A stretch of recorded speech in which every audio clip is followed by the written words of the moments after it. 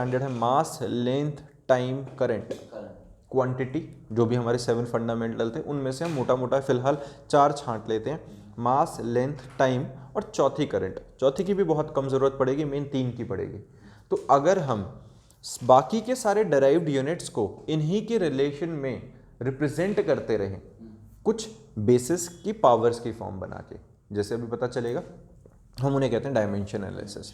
Dimensions के लिए हम स्क्वायर ब्रैकेट्स का यूज़ करेंगे, जैसे मास का मतलब m है, लेंथ और टाइम, MLT का मतलब हुआ मास, लेंथ और टाइम। अगर कोई चीज़ ऐसी हो जिसके अंदर मास ना हो तो मैं उस पर 0 लगा दूंगा, लेंथ हो और टाइम रेट ऑफ चेंज की तरह आ रहा हो, मतलब जैसे स्पीड होता है, स्पीड का फॉर्मूला क्या होता है, स्पीड होता है डिस्टेंस अपॉन टाइम। तो डिस्टेंस जो होता है, डिस्टेंस है तो लेंथ, टाइम है तो टी, तो इसको मैं LT - 1 लिख सकता हूँ, लिख सकता हूँ कि नहीं? इसको मैं क्या लिख लूँगा, LT - 1, या मैं ऐसे लिख लूँ m0 LT - 1।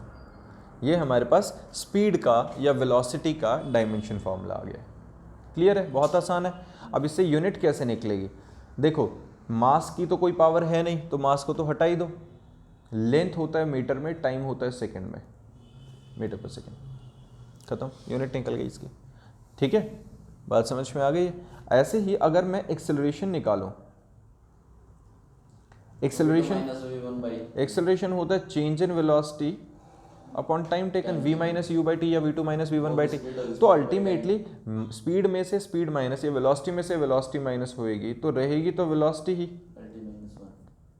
t तो t है, तो बेसिस सेम है, ऊपर t - 1 होके LT - 2 बन जाएगा। ये हमारे पास एक्सेलरेशन की यूनिट आ गई है। समझ में आई ये बात? बहुत आसान है। ठीक है, अगर मैं फोर्स की बात करता हूँ, फोर्स क्या होता है? Mass into acceleration. Mass into acceleration. Mass होता है m, एक्सेलरेशन हमने अभी निकाला है LT - 2, कंबाइन करके लिख लिया MLT - 2। सिंपल।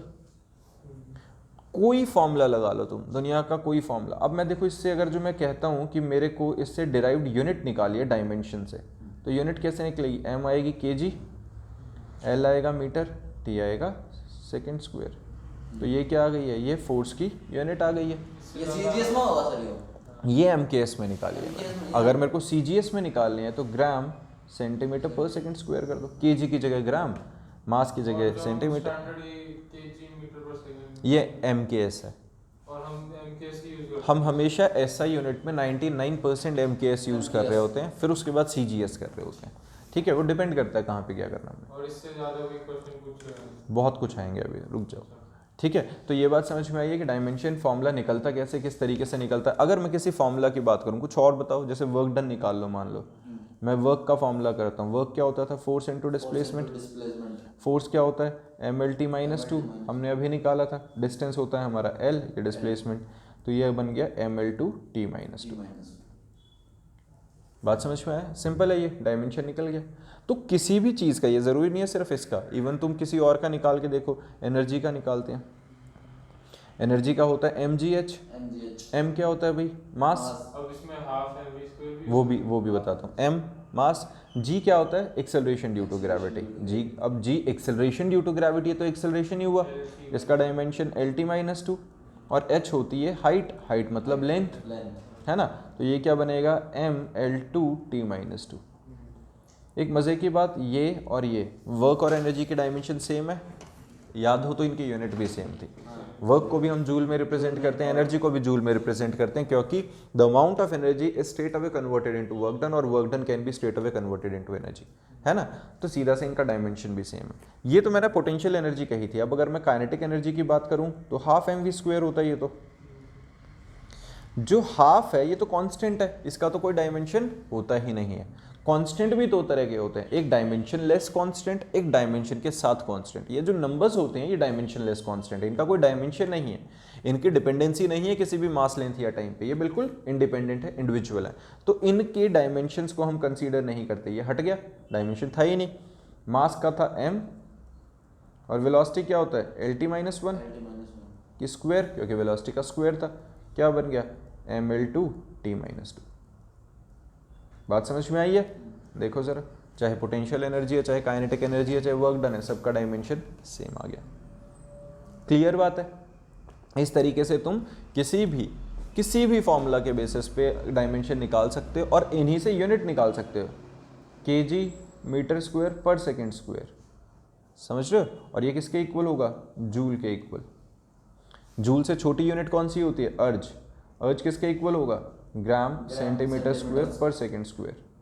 समझ रहे हो? जैसे न्यूटन का जो छोटी यूनिट होती है वो कौन सी होती है? इसको 1000 से डिवाइड कर ये हमारी न्यूटन के इक्वल थी? नहीं, 1000 से डिवाइड नहीं होएगा बच्चे, ऐसा नहीं होता, अभी बताऊंगा। ऐसा नहीं होता सीधा 1000 से डिवाइड कर दो, क्योंकि सेंटीमीटर्स में भी तो कन्वर्जन आ रही है, मीटर्स भी चेंज हो रहा है सेंटीमीटर्स में, केजी चेंज हो रहा है ग्राम में, तो हर किसी के लिए कन्वर्जन देखेंगे ना। ये बात समझ में आई है? क्लियर है? डायमेंशन फार्मूला निकाल सकते हो इस तरीके से। अब इसी के अंदर डायमेंशंस फार्मूला के अंदर काफ़ी सारी चीज़ें आती हैं। जैसे सबसे पहला ही जो ये बच्चा, जैसे तुम पूछ रहे थे अभी कि कन्वर्ट किस तरीके से करेंगे, जैसे सबसे पहला जो हमारा आता है कि हम डायमेंशन निकालना आ गया है, तो हमें अगर चाहिए कि conversion of system of unit चाहिए। Conversion of system of unit मतलब जैसे मैं तुम्हें कहता हूँ कि convert 1 newton into dyne, 1 newton into dyne हमें कन्वर्ट करना है। अब मुझे नहीं पता न्यूटन और डाइन को कन्वर्ट कैसे करें, तो इससे पहले मैं एक फॉर्मूला बताता हूँ तुम्हें, सिंपल सा। पहला तो प्रिंसिपल ऑफ होमोजिनिटी समझो। प्रिंसिपल ऑफ होमोजिनिटी का मतलब क्या होगा? एक चीज़ को अगर दूसरे में कन्वर्ट करेंगे तो चीज़ें चेंज नहीं होंगी, क्वांटिटी चेंज नहीं हो रही है, उसके डायमेंशन चेंज नहीं हो रहे हैं, उसके फॉर्मूला चेंज नहीं हो रहे हैं, सिर्फ उसके यूनिट्स को लिखने का तरीका बदल दिया, सिस्टम ऑफ यूनिट्स बदल दिया हमने। जो अभी मैंने जैसे इंट्रो में भी बताया था, Q is equal to N1U1 is equal to N2U2 होता है, क्वांटिटी उतनी ही रहेगी। अगर मुझे N1 निकालना है तो वो क्या निकलेगा? N2U2 बाय N1, ऐसे ही निकल जाएगा। अगर मुझे सॉरी बाय N1 नहीं, बाय U1 हो जाएगा। मैंने क्या किया? U1 था जो उधर जाके डिवाइड कर दिया, N1U1 is equal to N2U2, quantity तो कांस्टेंट थी ना, तो मैंने यहाँ से एक जगह से लेफ्ट हैंड से यूनिट निकाली और राइट हैंड साइड पे जाके उसको डिवाइड कर दिया। क्लियर बात है? अब यहाँ पर जो मेरी यूनिट होगी, एक बार एक बात समझना, सिंपल समझना। जैसे अगर हम मान लो किसी भी चीज़ के लिए, मैं अभी तुम्हें न्यूटन वाला एग्जांपल दे रहा था जैसे, तो उसके अंदर जब मैंने MLT-2 लिखा, चाहे मैं उसे CGS में लिखूं, चाहे उसे मैं MKS में लिखूं, M की पावर तो 1, L की पावर तो 1, T की पावर तो -2 ही रहेगी। उनकी पावर्स में थोड़ी फर्क आ रहा है, सिर्फ ये है जब मैं MKS में लिखता हूँ तो मास kg में हो जाएगा, लेंथ मीटर्स में हो जाएगा, टाइम सेकेंड्स में, और जब मैं CGS में लिखता हूँ तो मास सेंटीमीटर्स, मास ग्राम में, लेंथ सेंटीमीटर में और टाइम सेकेंड्स में रहेगा। पावर्स में फ़र्क नहीं आ रहा है, सिर्फ उनकी वैल्यूज़ में चेंजेस आ रहे हैं, यूनिट में चेंज आ रहा है। समझ रहे हो? अगर मैं इसको स्टैंडर्ड फॉर्म में तुम्हें फॉर्मूला बना के दिखाऊं तो N1 इज इक्वल टू, हम क्या करते हैं, N2 into U2 by U1 के लिए M2 by M1 raise to the power A, L2 by L1 raise to the power B and T2 by T1 raise to the power C। ये ABC क्या है? वो जो powers हैं। ठीक है, इसको मैं अभी करके दिखाता हूँ, बहुत ज़्यादा आसान है, बहुत ईजिली समझ में आएगा। प्रॉब्लम कहाँ आती है? मेनली स्टूडेंट्स को प्रॉब्लम आ रही होती है कि उन्हें ये नहीं समझ में आता डाइन क्या है। यहाँ पे न्यूटन तुमने सुना हुआ, डाइन सुना नहीं हुआ। तो एक बात समझो, कभी ऐसा नहीं होगा कि मैं फोर्स की वैल्यू को मैं कहूँ तो मैं कि स्पीड में कन्वर्ट कर दूँ, ऐसा नहीं हो सकता है। फोर्स है तो फोर्स में कन्वर्ट होगा, एनर्जी है तो एनर्जी में कन्वर्ट होगी। तो अगर यहाँ तुम्हें पता है कि न्यूटन है, तो ये समझो न्यूटन अगर फोर्स की यूनिट थी तो डाइन भी फोर्स की ही यूनिट है। समझ रहे हो? न्यूटन और डाइन में से किसी एक चीज़ का पता है, मतलब समझ जाओ कि दूसरी वाली भी उसी चीज़ की यूनिट है। डन। अब न्यूटन अपने को पता है बड़ी यूनिट है, न्यूटन अब बड़ी यूनिट है हमेशा से, तो ये क्या है? ये MKS में है, तो जिसमें कन्वर्ट करने को कह रहे हैं वो CGS होगा। समझ रहे हो? तो हमें MKS को CGS में कन्वर्ट करवाना है। अब जब मैं न्यूटन के लिए बात करता हूँ, हमें ये तो पता चल गया फोर्स की कहानी है, फोर्स का डायमेंशन आता है MLT-2, हमने अभी निकाला था MLT-2 था।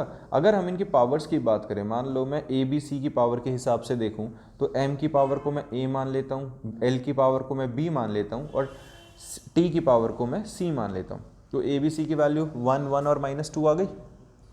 अब अगर मेरे को M2 की बात करूं, मतलब मैं मान लेता हूं कि जो हमारा न्यूटन है 1 न्यूटन, तो ये आ गया हमारा N2 और ये आ गया हमारा U2, है ना। हमें कन्वर्ट किस में करना है? N1 हमें निकालना है और U1 हमारा है डाइन। यही है ना एक तरह से। अब मैं ये चीज़ें फॉर्मूला में डालूँ अगर, n क्या होता था? n नंबर ऑफ जो न्यूमेरिकल वैल्यू है, U हमारी यूनिट होती थी। अगर मैं यहाँ पे जो मैंने तुम्हें फॉर्मूला बना के दिखाया, अगर ये मैं, फॉर्मूला यूज करने की जरूरत है, हमें तो पता ही है वो। वो तो अलग बात है, हर चीज़ का नहीं पता होगा, जिसका नहीं पता होगा उसका निकालोगे कैसे फिर? नहीं, ये n1 un के अलावा हमको- कुछ नहीं, ये देखो n1 मुझे निकालना है, n2 की वैल्यू थी 1, m2 क्या है? अब यहाँ देखो ज़रा, न्यूटन की बारी में यूनिट क्या बनेगी? kg मीटर पर सेकेंड स्क्वायर, नोट्स में ग्राम है ना? यहाँ पे kg है, तो हमारा जो m2 है वो क्या है? kg। इसमें डाइन में क्या होगा? सॉरी, ग्राम सेंटीमीटर पर सेकेंड स्क्वायर, तो यहाँ आएगा ग्राम, और रेज टू दी पावर ए तो 1 है। अब आएगा L2 क्या है हमारा? मीटर, और L1 क्या है? Centimetre, raise to the power 1। T2 और ये T1 तो सेकेंड है, raise to the power minus, second cut के तो 1 आ गया, 1 की पावर तो कुछ भी हो, साइड करो। kg को, अब मुझे n2 निकालना है, 1 n2, kg को मैं क्या लिख सकता हूँ? 1000 ग्राम। मैं उसे kg को ग्राम में क्यों कन्वर्ट कर रहा हूँ? क्योंकि हमें mks को cgs में लाना है, तो जो बड़ी यूनिट है उसको छोटी में लिखते जाओ। मीटर्स को मैं सेंटीमीटर्स लिख सकता हूँ, सेंटीमीटर, ग्राम से ग्राम कटाइए, क्या बन गया? 10 रेज टू दी पावर 5। तो 1 न्यूटन किसके इक्वल आ गया? 1 newton is equal to 10 raise to the power 1 newton is equal to 10 raise to the power 5 dyne. समझ में आई ये बात? इस तरीके से हम एक सिस्टम ऑफ यूनिट को दूसरे सिस्टम ऑफ यूनिट में कन्वर्ट कर सकते हैं। बहुत ज़्यादा आसान सा रहता है, कुछ मुश्किल नहीं है इसके अंदर। क्लियर बात है? इसके बाद एक तो ये आ गया कन्वर्जन ऑफ यूनिट। दूसरा टॉपिक आता है हमारा checking the correctness of formula. Checking the correctness of formula. तो checking the correctness of formula के अंदर, चेकिंग द करेक्टनेस, तो जब हम फॉर्मूला की करेक्टनेस चेक करते हैं तो बेसिकली होता क्या है, ये भी प्रिंसिपल ऑफ होमोजेनिटी के बेसिस पे चलता है। प्रिंसिपल ऑफ होमोजेनिटी मतलब, अगर मैं कहता हूं तुम्हारे पास एक फॉर्मूला दे दिया मैंने कहा check the correctness of the relation t is equal to 2 pi square root of l by g, t is equal to 2 pi square root of l by g. इसका फॉर्मूला मैंने दे दिया तुम्हें, और मैंने कहा ये टाइम पीरियड का formula है किसी भी सिंपल पेंडुलम का, जिसके अंदर l हमारे पास लेंथ ऑफ स्ट्रिंग है, g हमारे पास एक्सेलरेशन ड्यू टू ग्रेविटी है, ठीक है, ड्यू टू ग्रेविटी है, और 2 और पाई तो कांस्टेंट है, और t टाइम पीरियड है। मैंने कहा बताओ ये फॉर्मूला ठीक है कि नहीं। अब तुम्हें कैसे पता चलेगा ये ठीक है कि नहीं? तो हम क्या करते हैं, by the principle of homogeneity, if this formula is correct then the dimension of left hand side should always be equals to dimension of right hand side. समझ रहे हो? तो दोनों तरफ के जो डायमेंशन फॉर्मूला आने चाहिए वो बिल्कुल एग्जैक्ट आने चाहिए। जैसे लेफ्ट हैंड साइड का डायमेंशन क्या है? m0 l0 t1, क्योंकि ये तो सिर्फ टाइम का डायमेंशन है और तो है ही नहीं कुछ। और जो RHS का डायमेंशन है, RHS में देखो अब 2 पाई तो कांस्टेंट है, उसका तो कोई डायमेंशन होगा नहीं, डायमेंशन लेस है वो, square root of m0 l1 t0 divided by g क्या होता है? Acceleration due to gravity LT-1, यही होगा LT-1, ये स्क्वायर रूट के अंदर रह गया। इसको साफ सुथरा करके लिखते हैं, m0 हटा दो t0 हटा दो, तो l raise to the power 1 है ना, upon l t raise to the power -1 square root, है ना, यही आ गया। और यहाँ sorry l raise to the power -2 नहीं होता, एक्सेलरेशन ड्यू टू ग्रेविटी का -2 होता था, LT-2, LT-1 तो वेलोसिटी का था। यहाँ तक ठीक है। अब l से l कटेगा और t raise to the power -1 ऊपर जाके -2 ऊपर जाके +2 बन जाएगा, और इस 2 से स्क्वायर रूट हट गया तो ये t बच गया। ये देखो जरा, डायमेंशनली बिल्कुल सेम आ रहा है, m0 l0 t इक्वल आ गया LHS और RHS, इसका मतलब ये फॉर्मूला करेक्ट है। क्लियर है? तो फॉर्मूला की अगर हमें करेक्टनेस चेक करनी है तो कैसे देखेंगे? Bye the principle of homogeneity, दोनों को इक्वेट कर दो। LHS का डायमेंशन अलग देख लो, RHS का अलग देख लो, अगर इक्वल हो रहे हैं तो ठीक है, नहीं है तो मतलब वो फॉर्मूला गलत है। क्लियर है? सिंपल। इसमें हमने LHS और RHS के इक्वल आ रहे हैं। हाँ इसमें आ रहे हैं, देखो एग्जैक्टली आ रहे हैं। डायमेंशंस अगर इक्वल आ रहे हैं तो हमारे पास फॉर्मूला बिल्कुल ठीक है। लास्ट टॉपिक जो इसका होता है वो होता है डेरिवेशन ऑफ फॉर्मूला। जिस तरह वो उस क्या बोला है, न्यूटन्स मतलब डेरिवेशन ऑफ फॉर्मूला एक बार देखो ज़रा। जैसे कि हमारे पास मान लो एक क्वेश्चन दे दिया जाता है, हमें डिराइव करना है, हमें क्वेश्चन में कुछ कंडीशंस दे रखी है, हमें बोला है डिराइव एन एक्सप्रेशन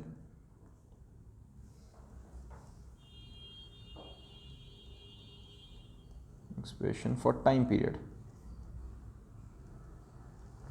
ठीक है, time period T,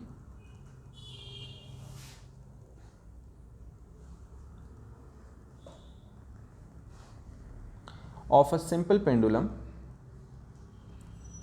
which may depend upon mass of bob, that is m, ठीक है, और उसके बाद है लेंथ ऑफ पेंडुलम,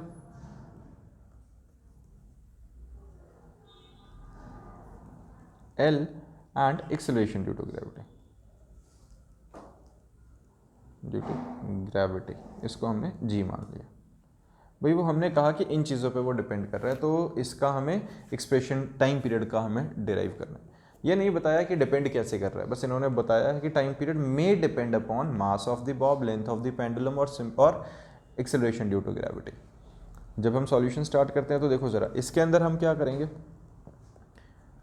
सॉल्यूशन में सबसे पहले हमें जो फॉर्मूला निकालना है वो किसका निकालना है, टाइम का डायमेंशन लिखें m0 l0 t1, यही होगा।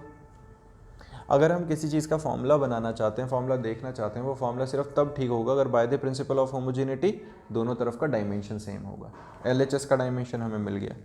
अब इन्होंने क्या दे रखा है, that time is directly proportional, हमें नहीं पता डायरेक्टली या इन्वर्सली है, तो हम उसकी पावर लगा देते हैं। इन्वर्सली होगा तो पावर अपने आप माइनस आ जाएगी, डायरेक्टली होगा तो पॉजिटिव रह जाएगी, है ना। जैसे यहाँ पे क्या बोला है, which may depend upon the mass of the bob, तो m raise to the power a, may depend upon length of the pendulum and may depend upon acceleration due to gravity. दो तीन चीज़ें हमें दे रखी हैं भाई, हो सकता है इनमें से किसी के ऊपर डिपेंड कर रहा हो या नहीं कर रहा हो, पता नहीं कैसे कर रहा है। मे डिपेंड है, डायरेक्टली इन्वर्सली का अपने को पता नहीं, हम इनको इकट्ठा करके लिख लें। Time is directly proportional to m raise to the power a, l raise to the power b, g raise to the power c, कोई प्रॉब्लम, बिल्कुल ठीक। प्रोपोर्शनैलिटी का साइन हटाने के लिए कांस्टेंट लगा देते हैं, बिल्कुल ठीक है। अब हमें पता है कि अगर ये फॉर्मूला ठीक है तो ये डायमेंशनली इक्वल होना चाहिए, डायमेंशनली करेक्ट होना चाहिए। तो इसका जो डायमेंशन है m0 l0 t1, के हमारा डायमेंशन लेस रहेगा क्योंकि कांस्टेंट था, m raise to the power a, l raise to the power b, और g क्या होता है lt minus 2 raise to the power c। ये बिल्कुल इक्वल होने चाहिए डायमेंशनली। तो हमने क्या किया, यहाँ पे मास a, लेंथ की पावर b प्लस c हो जाएगा, बेसिस सेम है, देखो ज़रा ये वाला और ये वाला, इनके बेसिस सेम है, पावर ऐड हो गए, और t raise to the power minus 2c हो गया। बात समझ में है, t raise to the power minus 2c हो गया, बिल्कुल ठीक है। अब बेसिस सेम है, पावर्स इक्वेट कर दो, यहाँ मास के साथ इक्वेट करो, a इक्वल्स टू 0, l की l के साथ करो, b plus C equals to 0, b equals to minus C आ जाएगा, और minus 2c equals to 1, time का टाइम से किया तो c की वैल्यू आ गई है -1/2। अगर c की वैल्यू -1/2 आ गई है तो b की वैल्यू +1/2 आ जाएगी, बात ठीक है। तो ये सारी वैल्यूज़ अगर अब हम इस फॉर्मूला में डाल दें तो t क्या बन रहा है, के हम 0 से क्यों इक्वेट कर रहे हैं? बेटा बेसिस सेम थे, पावर्स इक्वेट करी हैं स्ट्रेट अवे, जिसकी जो पावर, 0 कर दिया, b प्लस b, हाँ, अच्छा हाँ, ठीक। मास 0, अब l की पावर b थी, b की पावर थी 1/2, और g की पावर थी c, दैट इज -1/2। अब m की पावर 0 तो हट ही गई, तो इसको क्या लिख सकते हैं, t is equal to k m की power 0 l raise to the power 1/2 upon g raise to the power 1/2, negative power थी, k m की पावर हटा देते हैं और इसको l/g लिख दो, this is the required formula. अगर तुम्हें याद है तो k की वैल्यू यहाँ 2π होती है, लिख दो, वरना कोई दिक्कत नहीं है, वरना तुम्हारा आंसर ये प्रूफ हो चुका है अपना, ठीक है। अदरवाइज हमारे पास जो टाइम का फॉर्मूला होता है 2π √l/g होता है, समझ में है। इसी के साथ हमारे डायमेंशन से, और इन 3 क्वेश्चन में से एक क्वेश्चन बल्कि 2 क्वेश्चंस एग्जाम में आए बैठे हैं, पक्का ही आएंगे। और के की 2 बाई गिवन थी। गिवन हो तो ठीक है, वरना के की टर्म्स में छोड़ दो, आंसर आ चुका है।